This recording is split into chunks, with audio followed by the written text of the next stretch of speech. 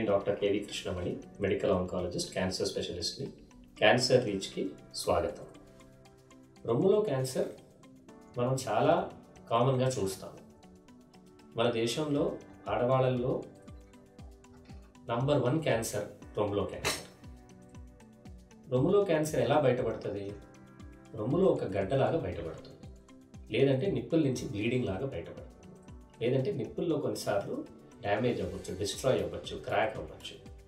Nipple inversion అంటామంటే nipple లోపల భాగంలో ఉంటుంది, లేదంటే సంకలో గడ్డలు. ఈ స్టేజ్లో కూడా కనిపెట్టుకోకుండా ఉంటే జబ్బు పాకినప్పుడు పాకిన చోట్లలో దాని ప్రభావం వల్ల మనకి రొమ్ములో క్యాన్సర్ బయటపడవచ్చు. మెదడుకి పాకితే విపరీతమైన తలనొప్పి, ఫిట్స్, లేదు చేతులు కాళ్ళు పడిపోవడము, పెరాలిసిస్ లాగా బయటపడుతుంది. ఇది పెరాలిసిస్ వచ్చింది, లేదు బ్రెయిన్ స్ట్రోక్ వచ్చిందని అనుకుని సిటీ స్కాన్, ఎంఆర్ఐ చేస్తే అప్పుడు బ్రెయిన్లో ఒక గడ్డలాగా ఉంటుంది. తర్వాత చూస్తే అది రొమ్ములో క్యాన్సర్ అక్కడికి పాకింది. అలానే ఎముకలకు పాకితే విపరీతమైన వీపులు నొప్పులు రావచ్చు. ఊపిరితిత్తులకి పాకితే దగ్గు, ఆయాసము, ఊపిరితిత్తుల చుట్టూ నీళ్లు రావచ్చు. లివర్కి పాకితే పొట్టలో నొప్పి, లేదంటే జాండిస్ రావచ్చు.